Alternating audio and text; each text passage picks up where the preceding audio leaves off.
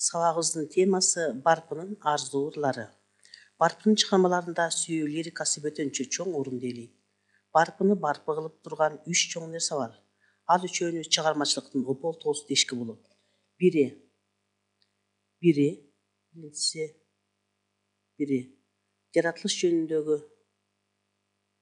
жаратылыш жөнүндөгү философиялык ырлар.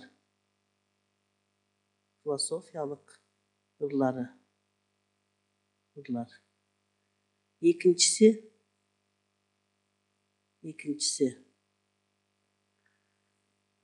адам тууралуу санаттар.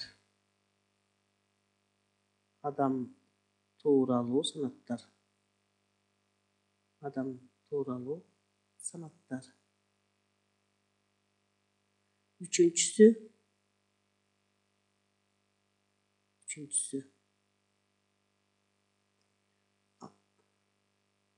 ашыктык ырлары. Башка айтканда арзуу ырлары, ашыктык ырлары. Мына барпыны барпы кылып турган ушул 3 нерсе десек болот. Сүйүү барпынын жалындаган сезимдери менен тереңден тереңге сүңгүп, бийиктен бийикке эргип, асмандагы куштай эркин чабыттап, көңүл черин каалаганча жазып, бар акындык дараметін төгүп ырдаган ыры. Акындын арзуу ырларына ак дилбар, тартип, карай көз, гөзал кыз, дилбарым, мырзайым, буракжан, лөлкан, мөлмөлүм, арзыкан, ак жылдыз, гүл кыздар жана башка ырлар кирет. Барпы так ушул ырлары менен кайталангыс. Акын ушул ырлар менен жашаган. Сүйүү акындын тагдыры болгон. Акындын сүйүү ырларынын эстетикалык жугуму өтө таасирдүү. Жаш сүйүүнүн өзүндөй нары кызыктуу, нары таттуу, жасалмасыз, табигый. Азыр ырларынан мисалдарды алабыз дагы, ырларын бири-бирине салыштырабыз. Мөлмөлүм. Эки лабың кызыл гүл ачылгандай мөлмөлүм. Бул мөлмөлгө арналып атат. Бир карасаң жүрөккө чачылгандай мөлмөлүм. Гүлзар кылчы жүрөктүн какшып жаткан чөлдөрүн. Секин баскан бутуңдан, сейдана мончок жытыңдан, кадам койгон бутуңдан, калемпир мончок жытыңдан. Чыныга куйган бал болсоң, чымындай агам алынсам, чыга албай жатып ошондо чын өзүңө багынсам. Чыгарып койсоң боору уруп, чырагың болуп жагылсам. Алтыр олуп мойнуңа, ак маржан болуп тагылсам. Мөлмөлүмдөн. Азыр Самаргүл деген сүйүү ырынан мисал келтиребиз. Алууланып өрт болуп, күйүп жүрөм Самаргүл. Азиз көзүм төрт болуп, сүйүп жүрөм Самаргүл. Арзыкан. Өңүң таза асыл зат, ырдадым сизди кылдым жат. Чубалган чачың ишилген, ырдасам көөнүм жетилген. Арзыкандан. Буракжан. Ак бетиңден өппөсөм, аш ичкен менен тойбодум. Ар качан сизге жетсем деп, уйкуда жатсам ойгоомун. Ак жылдыз. Сымаптай жүзүң мелтилдеп, саамай чачың селкилдеп, чырайың түнкү чырактай, чийилген кашың алиптай. Ашык жар деген ырынан. Жылдыздай көзүң пылдырап, жыпардай жытың гүл бурап, жыл 12 ай зарлабай жаныңда жүрсөм сыр сурап. Демек бул жерде барпынын ырларында диалектилик өзгөчөлүктөр да орун алгандыгын байкап жатабыз. Сизди көрдүм, кууну көрдүм асмандан, кууну көрдүм дастандан, куудай мойнун койкойтуп, сизди көрдүм баскандан.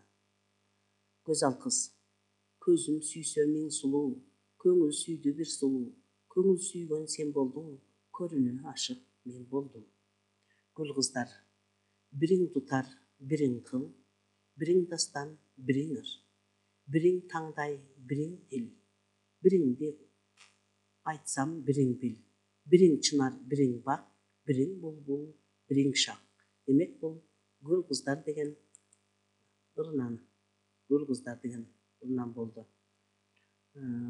Гүзал кыз. Демек мына биз барпынын ырларын азыр салыштырып сүйүү ырларынан бирден куплеттерин салып азыр окудук. кандай гана кайталангыс саптар сүйүү жөнүндөгү. Бул чыгармалар бир акындын жүрөк сезиминен чыгып, бир адамдын кубаныч кайгысын баяндап, тематикасы боюнча жалпылыкка ээ болгону менен эч качан бирин кайталабайт. Ар бир ырдын өз тарыхы, таржымалы, керемет сыры бар. Аталган ырлар оригиналдуу боекторго, күтүүсүз салыштырууларга, гүлгө салыштырылып атат, мынакей чөлдөргө, балга, мончокко көптөгөн салыштыруулар бар. Демек мына ошондой күтүүсүз салыштырууларга, табылгалуу формаларга эгедер. Дегенкиси аял затынын асылзаадалыгын, ички жана сырткы сулуулугун байкасак, бул жерде мөлмөлүм, самаргүл, арзыкан, ак жылдыз бүт баары ошол аял затына арналган ырлар болуп атат. Сырткы сулуулугун, адеп ахлак жактан өзгөчө бийик турган тазалыгын, жакшы адамгерчилик сапаттарын көкөлөтүп ырдоо жагынан барпынын алдына чыга турган кыргыз акынын табуу кыйын.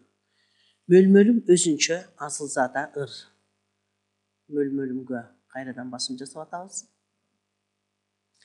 Ал барпынын ашыктык лирикаларынын канышасы сыяктанат. Аны көрсөң көзүң талбайт, укса кулагың талбайт. Мөлмөлүмдүн биринчи саптарына баам салалы. Эки илабың кызыл гүл. Эки илабың, илап деген бул жерде эрин деген түшүнүктө, бул диалектилик сөз болуп атат. Эрин, кызыл гүл. Ачылгандай мөлмөлүм, бир карасаң жүрөккө чачылгандай мөлмөлүм.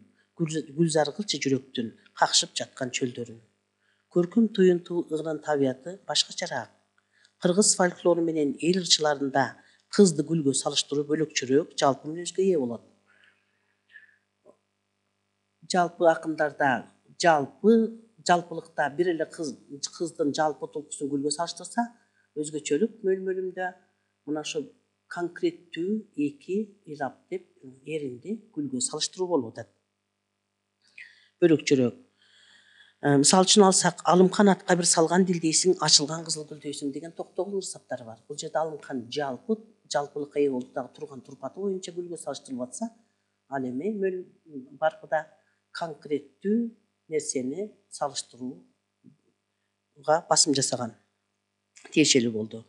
Мөлмөлүм кандай бийиктикте жаралган, жанага акындар поэзиясында кайсы орун таандык экендигин акын Байдылда Сарны коюптун кыргыздан чыккан барпырчы, кыйланы жеңген алпырчы, көр болгон менен ыр жактан көздүүнү артка калтырчу.